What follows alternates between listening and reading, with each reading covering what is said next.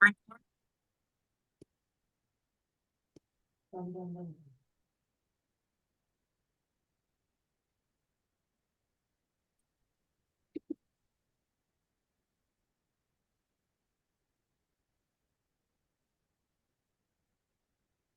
right, good evening, everybody. We are live on Facebook on the Warrior page and AR.Watch.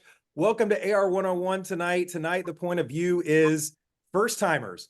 As you can see, we have a bunch of them. But before we get started, I want to kick it to Jeff to tell you a little bit about what's going on with Warrior.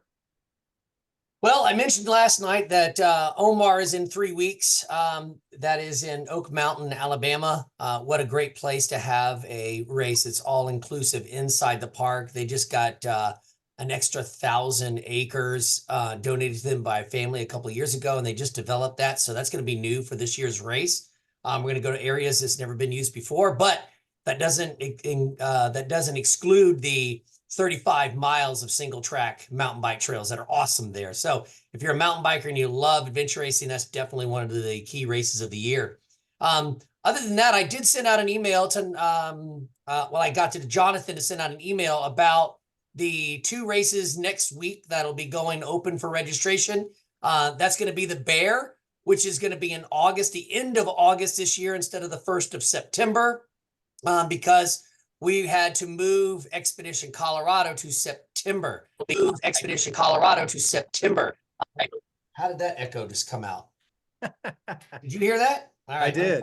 Let me pause that. All right, there we go. Sorry about that. So Expedition Colorado is going to be moved to the second week in September. The permitting process in Colorado has just gotten so complicated because they have received over 1.9 million new residents in Colorado in the last 4 years.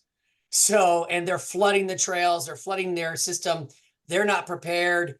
They're limiting events this year. So we had to really fight for what we wanted to do, but they basically told us that we couldn't have anything in the summer months.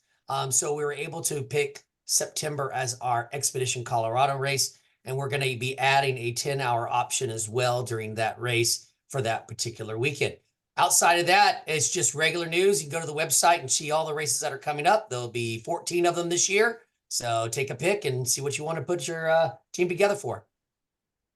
Awesome. Well, what we're all here for tonight is to talk about the race that was, it feels like forever ago now, because I've tried to put it back in my memory banks. But we're talking about C2C, and a little bit different tonight. Last night, we got to talk to the super fast teams that were competing for the overall championship and trying to get on the podium. And tonight we're lucky because we have a bunch of first time C2C people. So I want to start off, let's introduce everybody. Anna, you go first. Unmute. Hi, everybody. Anna Edwards, Raleigh, North Carolina. I raced as Master Solo Female under the team name Can I Pet Your Dog? Probably more fitting if my team name was Ignorance is Bliss, because I learned a lot about this race in this race. I had, well, we'll probably talk about our goals later, but yeah, I just didn't want to die. Jeff? What? That's a good goal. Yeah. Oh, Jeff Welch. Yeah, Jeff. Jeff Welch from Kentucky. Team 173, I had Zach Render and Anthony Purcell as my teammates. It was our first race, and we're addicted now. The Wandering Wicks. Yeah, Mike and Jackie Wicks were the Wandering Wicks for a reason. Our number was 174, and this was not only our first C2C race, but our first multi-day race. So we learned a lot as well, which was our goal. Awesome. Tracy. Hi, guys. Tracy Anderson. I raced on Extreme Newbies with the amazing Dr. Ron and my teammate, Lori, who joined me from Wisconsin. And we were number, I think, 180. And it was our first multi-day expedition race, although we had been doing some shorter races, 18 to 30 hour. We were at Nationals a few years ago in Wisconsin, but this was definitely all new to us. And Jesse. Hey, I'm Jesse Hagberg. I was team 169. I raced with Disability Dose with veteran racer Luis Bekdak. This was my longest race ever. Previously, I'd raced a 50-hour, but was a warm welcome into the multi-day racing scene. And then last but not least, and I know this isn't your first time, Ron, so you can tell everybody about your experience here, but introduce yourself and tell them how many times you've done this amazing race. This race would make this 20th C2C that I've done. So, but I've only won it once. Been on the podium many times, but only actually, but I did it because I went with a group of newbies because, that adds a new dimension to racing. And I encouraged some of my friends to do the same thing. So there were other people out there with new racer teams. Yeah, I think we had at least 3 teams that had one kind of experienced captain like you and a couple of newbies. Yes, and they were people I recruited to do it. Awesome.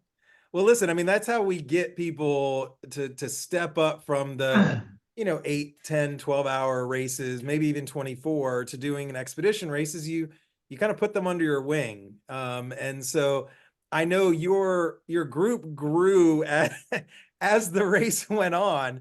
You guys started as a 3-person team and then morphed into this centipede that just kept picking up people along the way. And so how did that happen, first of all? Well, at our peak, we had 15. But essentially, in a TA or along the route, if anybody was struggling or needed somebody to say, hey, can I stay with your group? And I'm like, just do it. Stay with our group. We're enjoying having a good time. The more the merrier. Yeah, I think you were part of the group for a while too. Yeah, I jumped in with you guys for about an hour after the O courses. Yes. And right when we kind of took a little alternate route and hit some muddy sections that I think Jeff was trying to help us avoid. So I think the biggest thing that that will be different in tonight's race is I want to talk a little bit about like what kind of your perspective was going into this first, and if you had any idea what you were biting off. And I mean, Jeff, I'm going to start with you, Mr. Welsh, because you and I talked a lot prior to the race. And I know that your team was very well prepared. You trained for this all year. Kind of what were you thinking going into the race, and how did it kind of live up to that? Our plan wasn't, we broke it down, all of us being in law enforcement, we tried to Barneyfy it down to the race is C to C. It's not checkpoint to checkpoint. So we knew we weren't going to get a bunch of checkpoints. So we wanted to kind of go from point A to point B this first time. And that's kind of what we did. It lived up to our expectations. I mean, even though we were assisted because one of the teammates come down with hypothermia on the river, we still feel like it was an ultimate win for us because we did get to complete it. The terrain in Florida matches the terrain back home here in Kentucky because we're on the flat side of Kentucky. So the biking was fairly easy for us on the biking. So our weakest point, and I think everybody will agree, is the paddle. I mean, I don't know how you're going to prepare for a paddle in Kentucky in November and December without freezing to death, kind of like we did in the race. So, and we knew the hiking wasn't going to be that big of an issue for us. So the strength for us was the biking. Well, and I talked a little bit about last night, the difference in that winning perspective, right?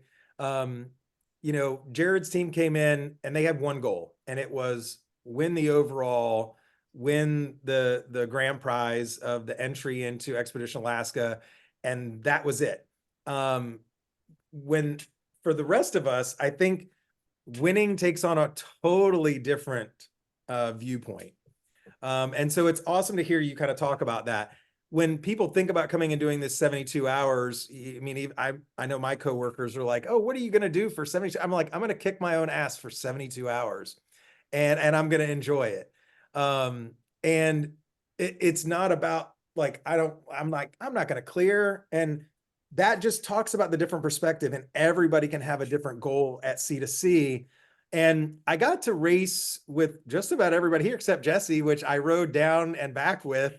So I got to hear the perspective going into this and going back, but I got to spend some time on the final trek section with the Wandering Wicks. And what I loved about that was I got to interview you before the race, and then during it, I got to know you a little bit better. And I really enjoyed that aspect of being able to kind of bounce from team to team. Tell me a little bit about your perspective going into this, because I know we talked about it while we were hiking, but what did this mean to you? What did this race mean? Oh, well, it's something we talked about doing for, probably a year, and we were getting close to doing it. I had a bike crash in August and ended up with thumb tendon surgery and a broken wrist and stuff. I just got cleared the end of January, or end of December to participate. And we talked about waiting a whole nother year so that I would be stronger for it. But yeah, you don't know how much time you have. And so we just went for it. And so we were excited about doing it. It was broken down in all the elements we felt like we were pretty well prepared for. It was, can you do them back to back to back to back, and learning the transitions and all that. It was just obviously going to be a huge challenge. Our goal was to try not to be assisted, which we did end up being assisted, which was fine. We just got to experience it all, learn a lot. We had a great time. Quitting again, it never even entered our mind. Standing there soggy under the tree while the third torrential rain came. We were like, we're having fun, right? Yeah, But so it was everything we thought it would be, and the paddle was the biggest challenge. I mean, hands down.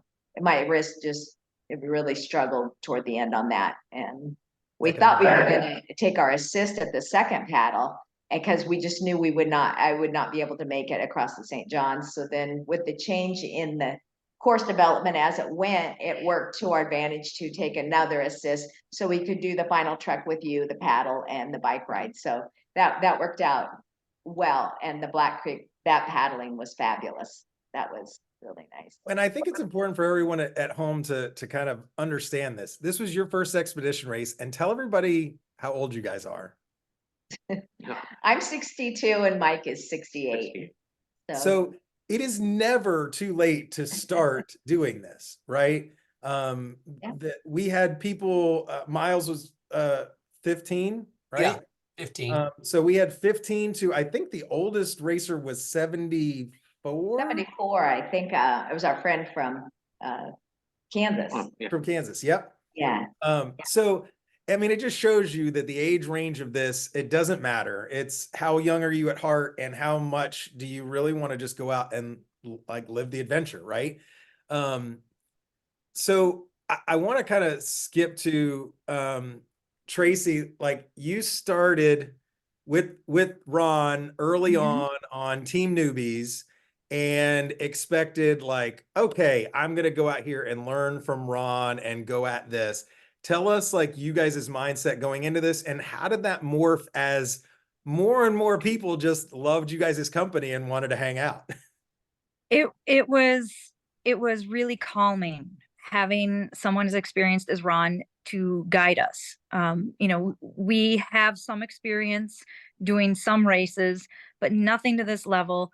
And we knew that just the fatigue, the sleep monsters, that type of stuff was going to be our biggest unknown. We had no idea how we were going to handle that kind of sleep deprivation. And then also, again, the back to back to back to back of disciplines. We know we can do a long paddle. We know we can do a long bike ride, but we've always taken 12 hours or a day in between before we did those things. And Ron's calming demeanor and guidance, being comfortable asking him questions while we were out there, being comfortable saying, we need to stop, or when will we stop, or can we skip these checkpoints and not feel like we're disappointing somebody or letting somebody down, was really, really important. And our team, we loved having more people around, because I think it made everybody feel more comfortable and like a family, especially since we didn't know anybody in the Florida area. So it was really great getting to see all of these faces in person that we see online, because we all stalk each other as AR.Watcher people, and follow teams here and there. So it was really great getting to see all of those other people join us, talk with Ron, and share their experiences with him, and question him on how it was with new people, because taking on newbies is new for him as well. So it's been a while since he had to deal with folks as inexperienced as us. Well, that's not necessarily true. Ron's first race was Moses. So if you thought that opening battle was tough, And they got to skip the what he paddle did because first, it was a tough battle. well, and I think that speaks to C2C, because I feel like, I mean, this is my 3rd year doing it, and I feel like when you suffer like this with people, you become family. You have that common bond of damage, and some, it's all self-inflicted, so you have nobody else to blame, so you just kind of look at each other. Anna, you started out by yourself, and then at what point did you catch up and join the Rontourage, as it is affectionately known? At the ranch. Okay. I was racing solo, but I felt like I was never really, really alone. I was leapfrogging with other teams. And then the team that I was with at the time, don't ask why, decided they were going to sleep. And I was like, oh, hell no. Like, I was like, I can't afford to sleep. The clock is ticking. So I got into the ranch and I was panicked, because actually the whole race I was in fight or flight mode. So I was absolutely pegged. I was panicked. I was searching for my bike, and then I went to go get something to eat, and I saw Ron sitting at the chair eating. And I think I just like vomited in for me. I was like, my team is stopping. I don't want to sleep. And I was like, and he, as Tracy said, he was so calming. He said 5 words to me that brought me from here back down to here. He said, okay, you're with us now. Okay, you're with us now. Yeah, 5 words. And it was such a relief to where, like I said, I calmed down, but then the fight or flight kicked in again, because I realized he was dressed and ready to go. I was not. I just rolled into TA.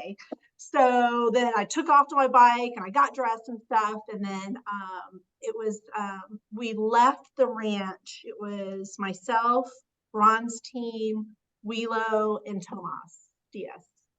Mm-hmm. Well, and we talk about that calming presence of Ron, and Ron, I'm going to get to a point where your voice was loud and thunderous to me when we were on the first paddle and ended up having to rescue the dude that his kayak had capsized twice. And we were working on trying to get all of his gear into our canoes. And all of a sudden I hear out of nowhere, and I thought it might've been Moses for a second.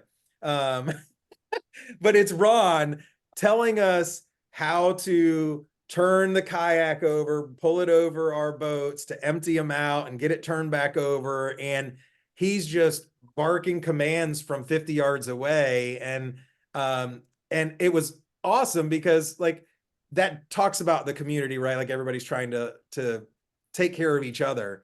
And you were doing that even before you got up to us, in a boat with other people.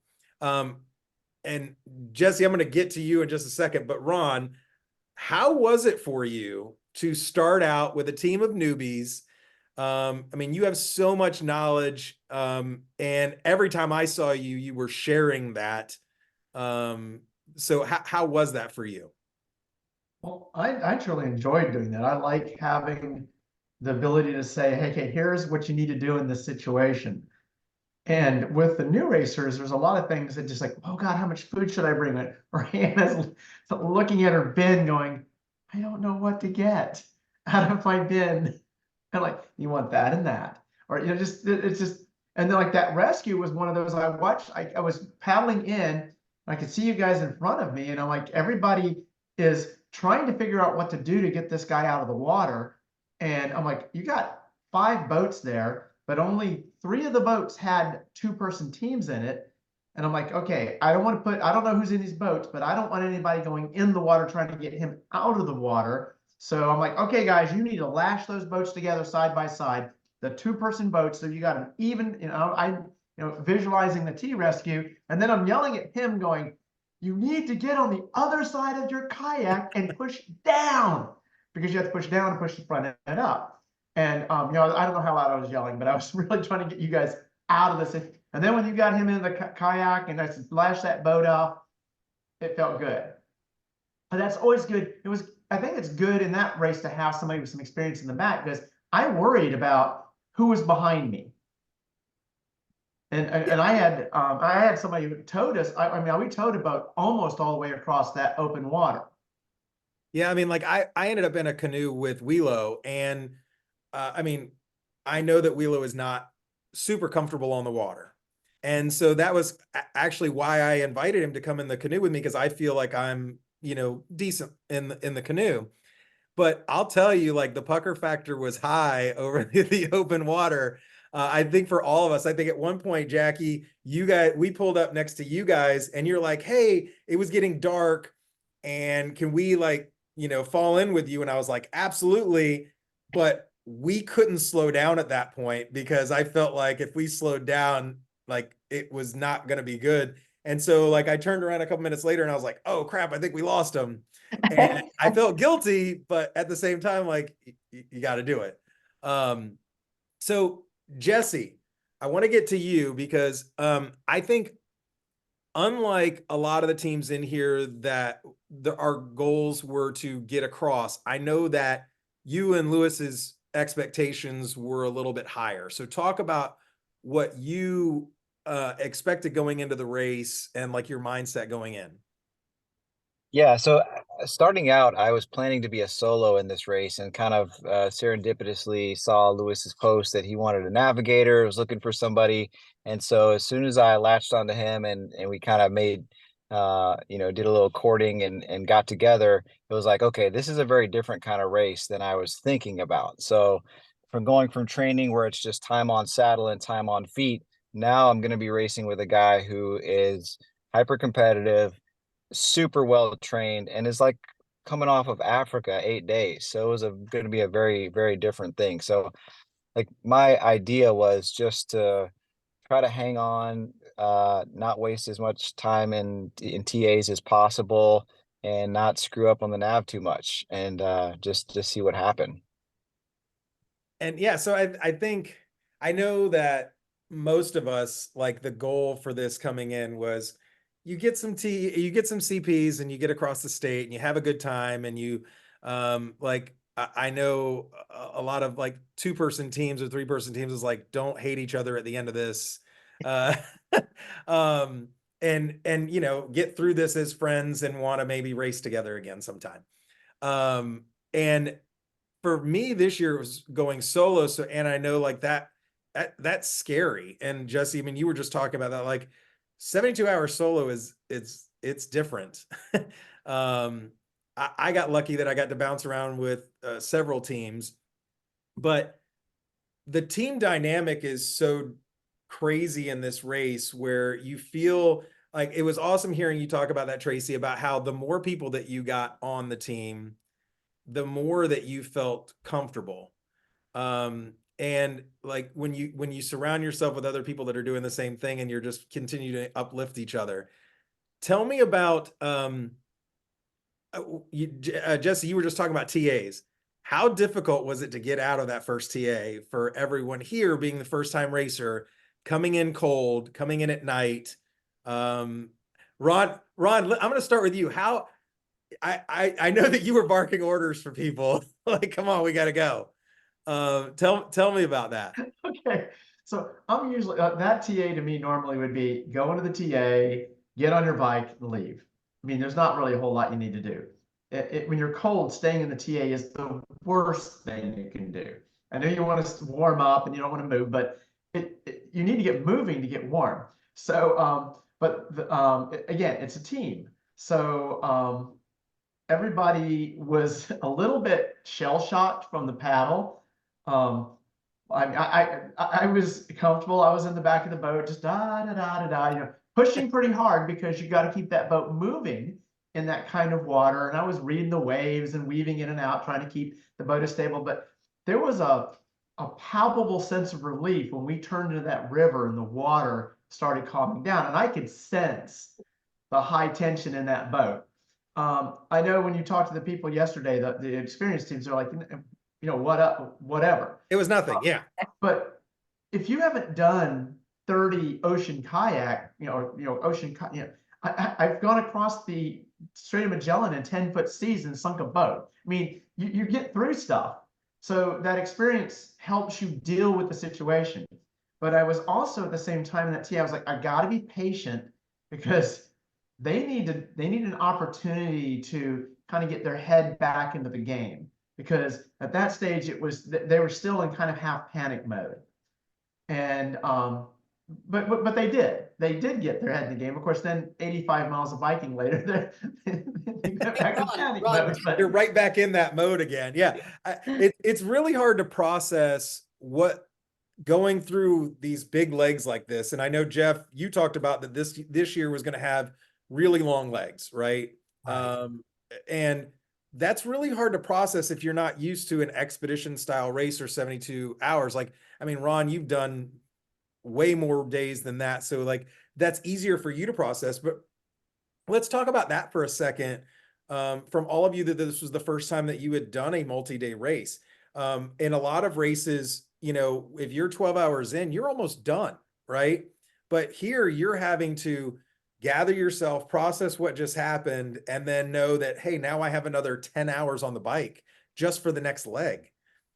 So Anna, talk about that. Like when you got off the paddle and started on that next bike, like, were you thinking, okay, I've already knocked out 2 legs and I have this many left, or how were you looking at it? I was jackhammering so bad coming off of that paddle. And I wouldn't say I was panicked, but I was highly concerned because starting the race, I knew I was like, F that paddle. I'm going to get in the water and out of the water as quickly as possible, because I was not willing to burn precious energy or precious battery power if it were to be nightfall. So I wanted to get out as soon as possible. So the concern started to set in when I rolled into that TA and it was dark.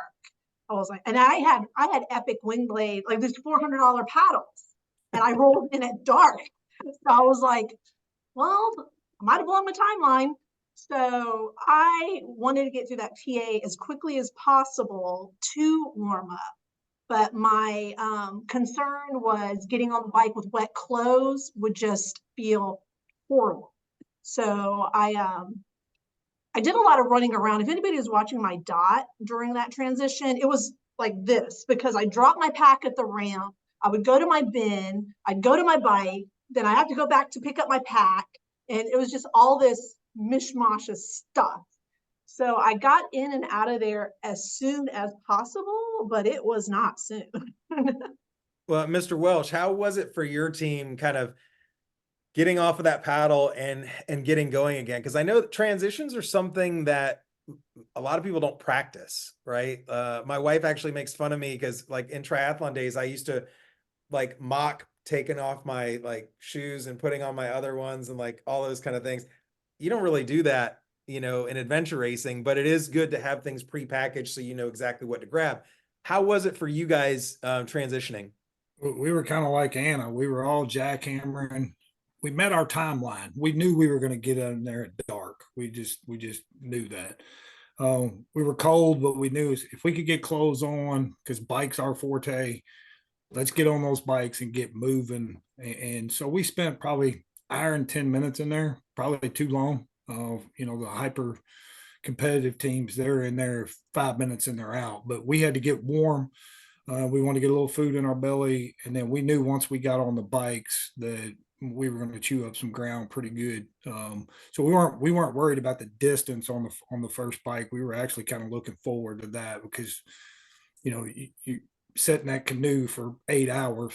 You're just tired and you want your arms to rest a little bit. And so we stretched our legs out pretty good on that. So the first TA didn't do us a lot of damage on our timeline, and the first bike leg really didn't affect us. Now we didn't go get every CP neither.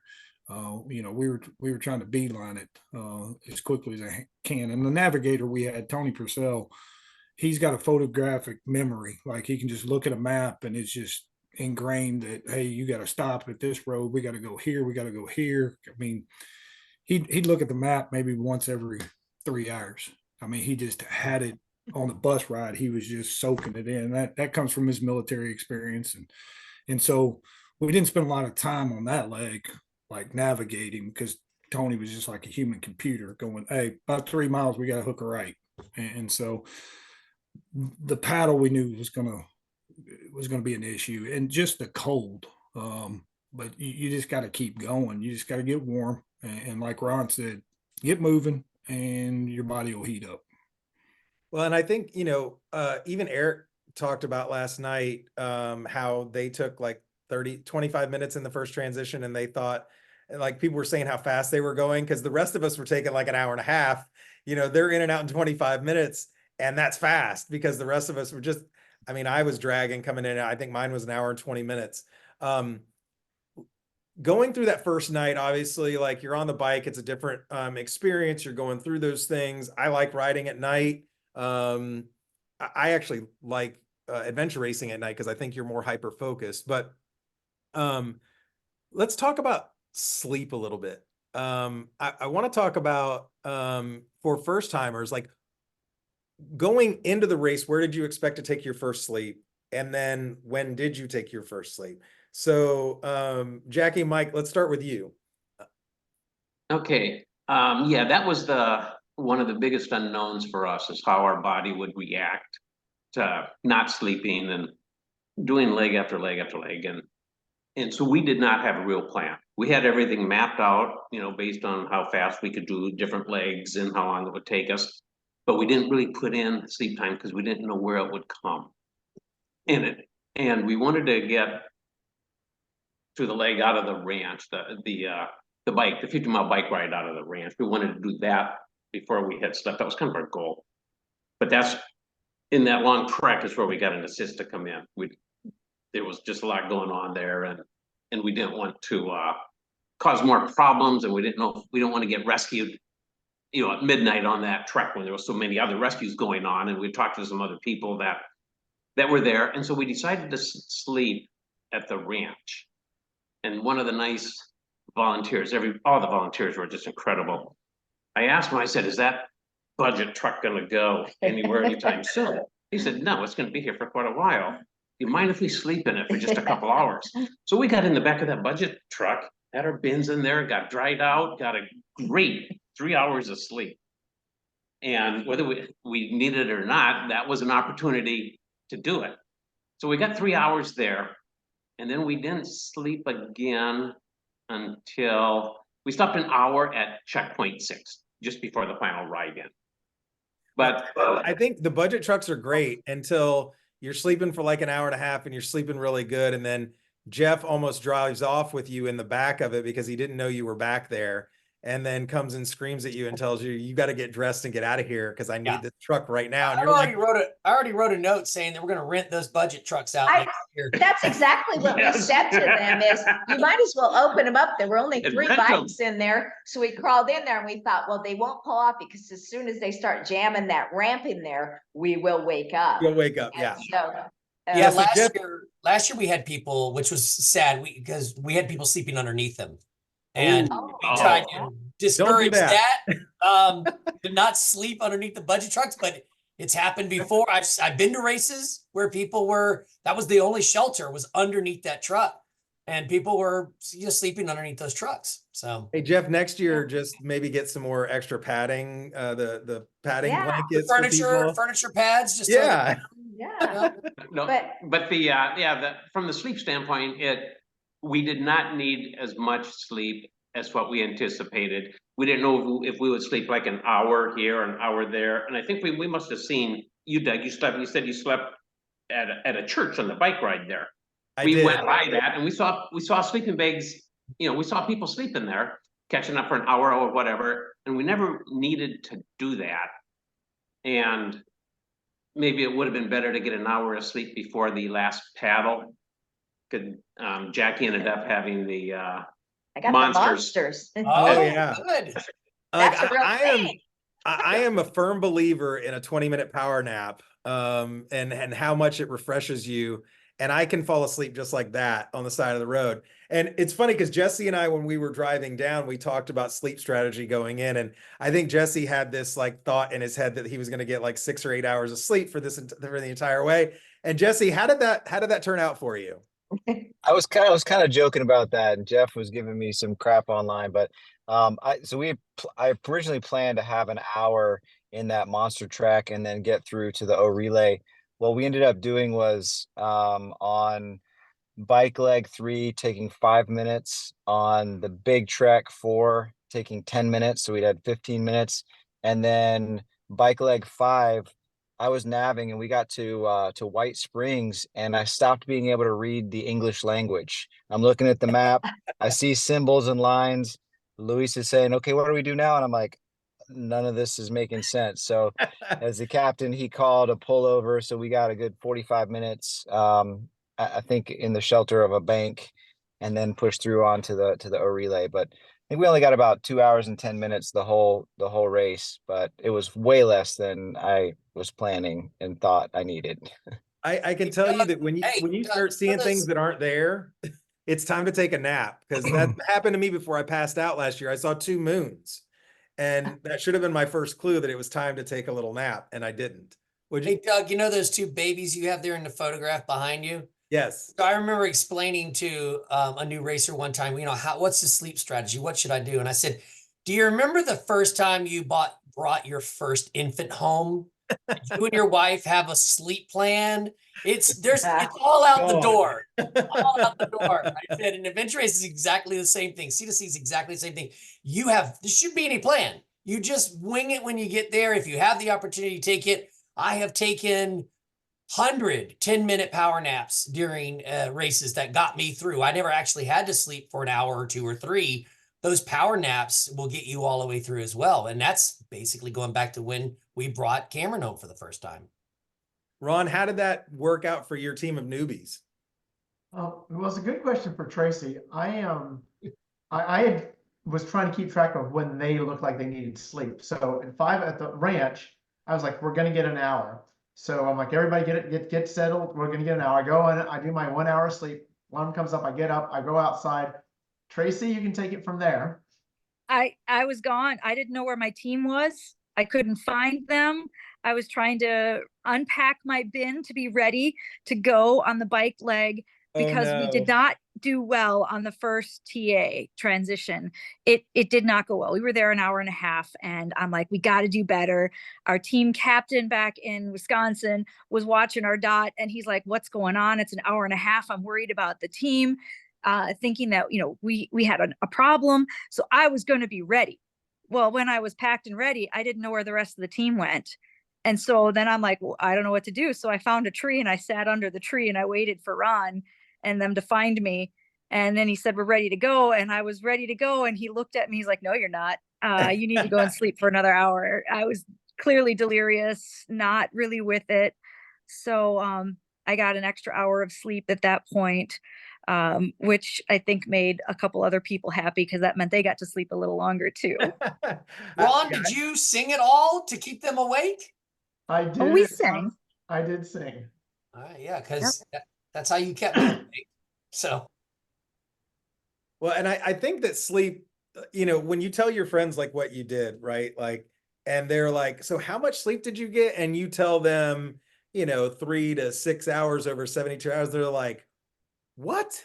And we've normalized it, right? Because like now you've done it and you're like, yeah, your body will do that. But when you try to explain that to your friends, like Anna, when you've tried to explain that even to your other like endurance athlete friends, are they like, are you nuts? Mm-hmm.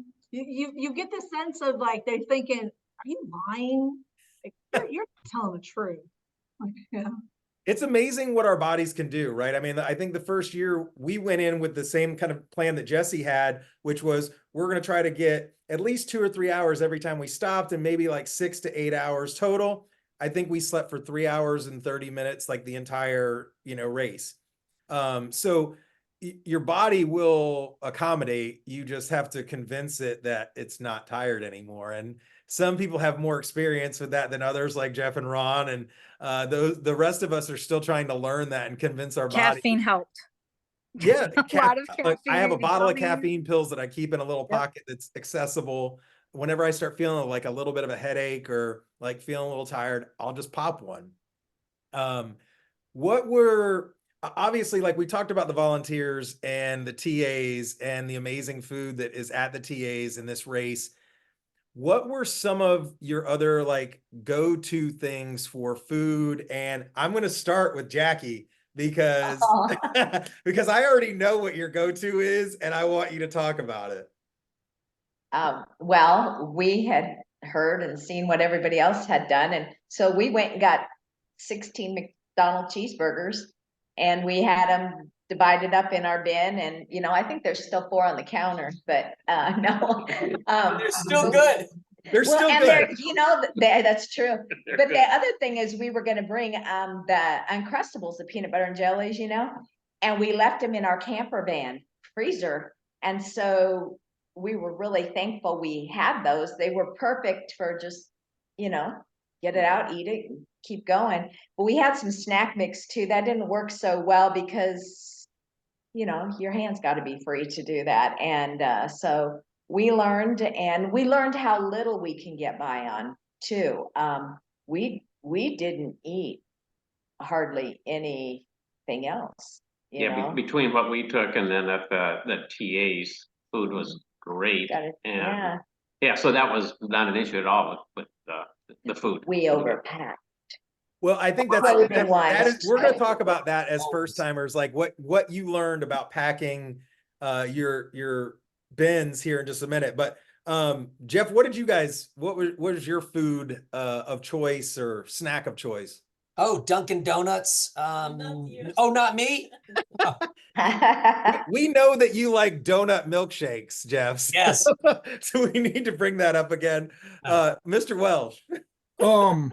For me personally, it was dried oats. I took maple brown sugar oats and just left them in the pack, and that's what got me through. I had a rough day on the second day because I ran out of them, and so I had to switch foods. But those oats were just, every time I had to eat a package of them, and people think I'm crazy, but you just put the package in your mouth and then drink some water and you got oats. It's just kind of reversed how they're made, but that's what got us through.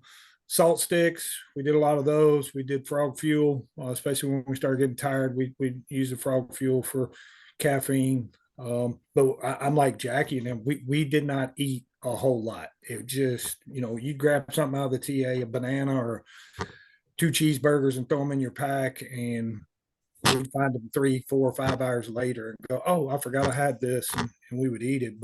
And I think that was one of our downfalls. We just didn't eat like we should have.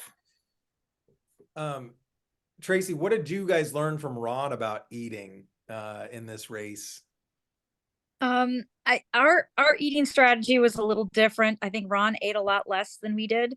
And I think that I was able to eat regularly. I had, gummies. My favorite is a stroopwafel. That's my go-to race food. Even on the paddle section, you find things that you can just stick in your mouth and go. But my teammate has a restricted diet and so was not able to eat as much on that paddle section. So without eating pretty much for 8 to 10 hours, then, getting on the bike right away and also not being able to eat because again, your hands aren't really free. That created a problem and we struggled then with the nutrition to keep everybody going. But once we got that dialed in, it was a lot better for the rest of the race. That first 2 legs was hard. But we certainly figured out our nutrition after that. I have a lot of leftovers that I didn't touch. So clearly I overpacked the food. But they say you pack your fears. And so clearly was afraid I wasn't going to eat enough. Well, I think it's hard when you're trying to process, like, I have to keep moving forward. I have to keep doing this. And then taking the time when you are stopped to make sure that you're eating.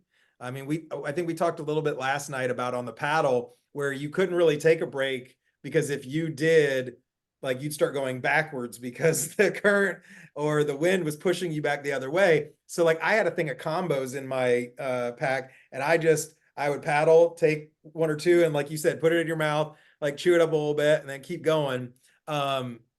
Jesse, what did you guys do for food other than the TAs?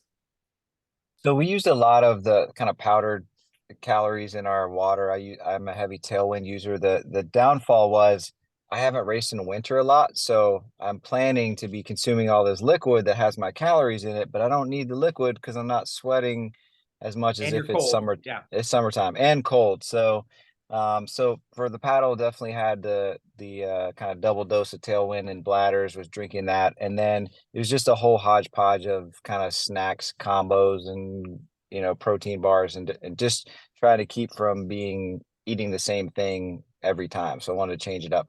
And then of course the TAs were just phenomenal. So I was like 2 cheeseburger guy in the TAs.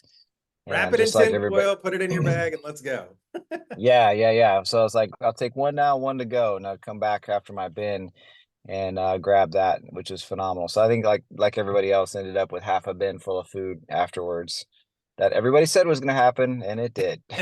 Well, I'm not one to pass up restaurants, so we stopped at McDonald's on the first bike leg and got bacon, egg, and cheese biscuits. And then on the last bike leg, I hit the Whataburger drive-thru, if you missed that live video, and I got a chocolate shake and French fries, which were the best thing that I had the entire time. So while we're just talking about like gear stuff, let's talk about these bins, right? Because everybody, I think, really struggled to get under the 40 pounds. I don't know that, like, there might have been, out of the 108 teams, Jeb, I was watching a lot of these bends that were coming up. And I think because of the extra 100 miles of this race, like, people were trying to put more stuff in. Everybody was having to pull things out. So how much of the stuff in your bins did you guys actually use? And what did you wish that you had in your bin that you did not? So, Ann, I'm going to start with you because Ron already talked about that you were kind of standing over your bin at one point going, what do I get? So my dilemma was the lid wasn't completely on my bin. So when it rained, everything got soaked. I was well under the weight and I had room in my bin. So I started filling it with stuff that I thought would be good to have just in case, like a sleeping bag. Well, when a sleeping bag gets wet, it acts like that expanding foam. So it was horrible. Every TA, I was on my knees on top of my bin trying to make it snap.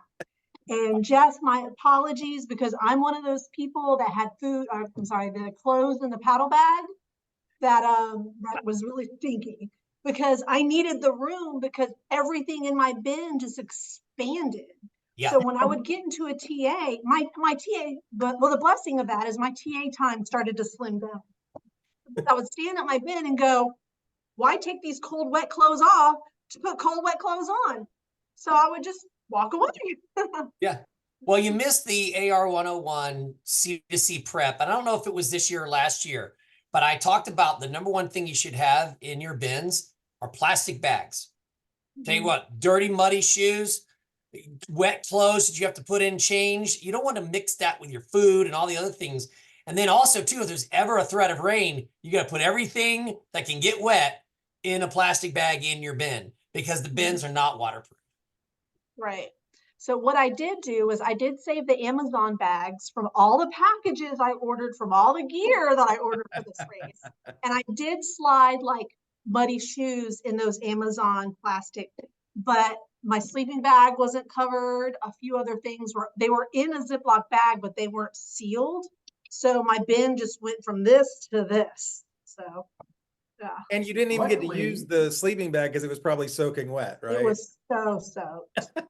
Yeah, but you got to dry your socks with a hand dryer. I did. So when the Entourage got to the O relay, everybody laid down, but I went to enjoy the indoor plumbing.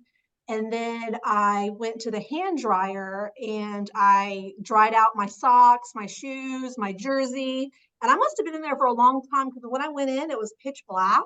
And when I came out, it was bright. And I was like, man, how long was I in there for? So then I laid down and then I heard Ron say, all right, time to go. And I put my shoes on and I was ready to go. My warm, dry shoes. Well, and Jesse, I think you told me a story about the hand dryer in one of the bathrooms too. Oh yeah, we did bad things to that hand dryer after the second paddle. We had 5 people around it with our pants open, like just trying to get some of the airstream to blow down our pants to warm us up. It was some bonding time for sure. The things that you do in adventure race that you probably can't do in regular in regular life, right? I mean, Yeah. how many of you have unpacked? Raise your hand if you've unpacked your bin completely since you've been home. Oh, Jesse, I see you down there. I knew there was going to be at least one that hasn't gotten to it yet. So Mike and Jackie, what was something that you wish you would have had in your bin that you didn't bring with you? Well, and we were both under the weight, not by a lot, but a little bit. And maybe the one thing we would add, if anything, would have just been a little tent. I think we maybe could have got that in, and just in case it was raining when we were wanting to get some sleep or something. But that is really the only thing. We took a bucket of clothes that we never used because we were afraid to change anything out if it was still usable. So we stayed in the same clothes as long as we could, other than the bike shorts. And we put everything in the plastic Ziploc bags, all of our clothes and everything. So it actually worked out pretty well. Think of anything? Well, I will say we did, Hunter sent me the video of how to pack his bin, and I did use that. That was good guideline. But like he said, we were underweight, so I kept thinking, well, maybe I should put this in, maybe I should put this in. So we had everything for anything that could possibly happen, and well prepared, but we did not want to carry our sleeping bag or pad with us. So our intentions were, when we got tired, to try and get to the next TA so we could sleep there. So we didn't want that additional weight on our backs. Not that they were really heavy, but we did have, of course, have a little bivvy with us, and we had the, emergency blanket. So should we have needed it along the way, we would have probably been fine. The one thing that was the most important thing that we had was our rain gear, because we wore that a lot, and we never got cold. We did not get wet, and that was on us pretty much the whole race, the paddles. Yeah, just and other than overnight our and the trekking. Don't go cheap on your rain gear, right? I mean, that is so true. When he exactly said right. that cheap stuff won't work, that's so true. That's I true. thought, So that is to us, that would be about the #1 investment you could make. Yeah. So I have 2 more questions for everybody before we get finished. And the first one I want everyone to answer. So I'm going to start with Mr. Welsh. What was your favorite leg or CP or both? First bike ride. That first bike ride? That first bike ride, I enjoyed it. I enjoyed all the biking. Least favorite was the last paddle when Jeff had to come get us at a boat ramp and take us back to TA6. That was the worst part of it. But did you have a favorite CP? Be honest with you, Doug, I didn't pay attention to CPs. I really did. I didn't carry anything. I didn't carry the tracker. I didn't carry the punch card. I was like, it's C to C. We're going from St. Mark's to St. Augustine. So unless the CP jumped out and smacked us in the middle of the road, we just oblivious. Jesse, what about you? What was your favorite leg? What was your least favorite leg? Well, I'll keep it positive. My favorite leg by far was the Black River coming down. That the first part of that was all windy. It was like being on a Disney ride. It was just such a different kind of experience. And Lewis and I got kind of into the swing in our canoe, and we were just jamming along. So that was a lot of fun. My favorite CP was the huge cypress tree one. So we got to see the champion cypress and that was kind of around the same area as some of these big sinkholes, which are just, they seemed like they were from a different world. Very much like those different environments. Tracy, what about you? What was your favorite leg or CP or both? I think, and I hate to say it, but I think my favorite leg was the second paddle, because it was relaxing. It was easy. In that respect, coming from Wisconsin, we weren't cold at all, like at all for the race. So I had hand warmers. I was giving them away to other people. I had extra, hair headpieces to try to keep hair warm. And I was giving those away because half of the people in their entourage were bald and they had nothing covering their heads and they were all cold. And, Ron gave away his jacket to somebody because they were cold, but it really was a nice paddle. It was calm.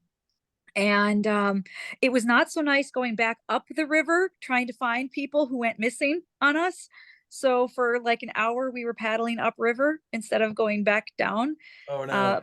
That was not the highlight, but I did enjoy that. I think a tie for my favorite CPs, the very first CP, because that meant it was for real. Got Like one. we got it. We are officially expedition racers. And then the very last one, of course, the beach. How do you go wrong with that? I mean, you can't go wrong when you fill this baby up, right? Exactly. Yeah, That is what we're all there for. So, all right, Anna, what about you? What was your favorite leg? My favorite leg was the one leading up to the ranch. There was about, I'd say, 12, maybe even 13 of us on the Florida Trail all together, different teams. And I got to spend a lot of time with Don't Ask Why. I really vibed with Mei Lee, and Jennifer. Mei Lee was navigating and I had my hand torch finding the blazes on the trees to help get us out of there. So I really liked how everybody in that conga line was vibing and working together, even though we went and signed up for the race together. We all worked together and it felt pretty illegal going through those pastures too. Like I kept waiting for someone to come out with a shotgun and be like, get off my land. But we were all together and right after that, right before the ranch, I had a funny moment where I was wearing my pack and on my front, I had another racer's pack. And I fell into the cattle grate because I was looking for a way out of the pasture with the barbed wires and stuff that I was not looking down. So then there I am, like shin deep in cattle grate with two packs on. So, who can say that on a Monday morning at work, right? Right.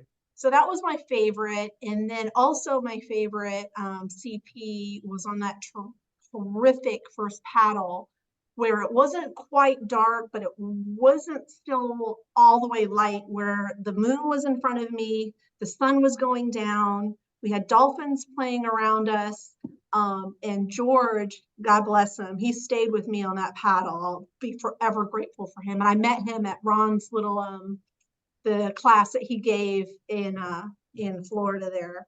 But it was just a beautiful moment. But my phone was packed away in those little silver bags from the race to make sure it was tamper proof, so I couldn't take a picture, but it was a very, very nice moment. Yeah, that sunset was gorgeous that morning.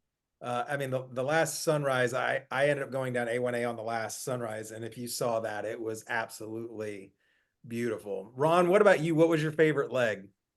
I enjoyed all of them because they were all none of them were outrageous. I know it sounds odd, but you've done really long races and you've been on a trek for 45, 50 hours. But that last paddle was definitely one of those wonderful, with the full moon and the nice calm water in the river. I had given away basically all of my clothes, so I had no choice but to keep paddling because I had to do that to stay warm. But I don't mind staying paddling, and I was plenty warm. I was just fine paddling along and just enjoying the fact that the river wasn't trying to kill me, which is often the case with many of the paddles. There wasn't any white water. It wasn't terribly cold. It was just nice. Yeah. Well, I think, obviously if you watched my live from the beach, this was definitely my favorite point. I mean, for those of you that haven't done C2C, this is what you get at the beginning. You get a bottle, and as you can see, it says West Coast on it. And so you fill it halfway up. You can see the sand is very different. And then when you get to the East Coast, you fill it the rest of the way up. And it's just a very powerful moment. We talked a little bit about it last night, but it was definitely my favorite thing and my favorite checkpoint of the entire time.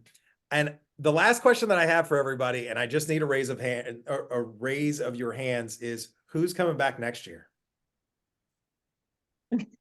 On a team. And listen, I'm not telling you how you need to come. I want to know, are you going to be there? Because I'm not coming back.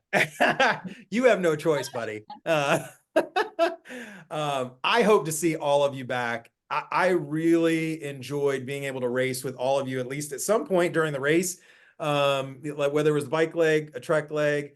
Jeff, I think you and I passed like strangers in the night at some point. And Jesse, we got to high five on the O course. And I want to see you all back next year. I hope that everybody really enjoyed hearing the perspective of people that had never done this, to realize that you too can come out and do this. We talked a little bit about last night. Like, if you want to do an expedition race, C2C is the one to come and do. It has enough to challenge you and enough to forgive that will allow you to make it from one side to the other.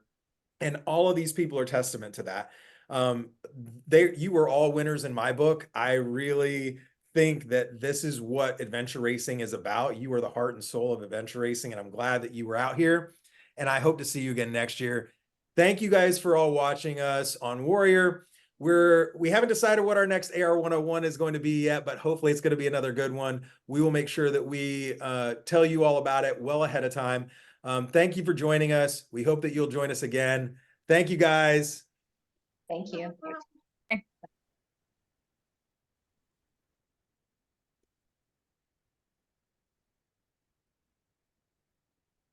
Thank you, guys. Bye, Jesse. It's just me and Adios. you. Let me stop this.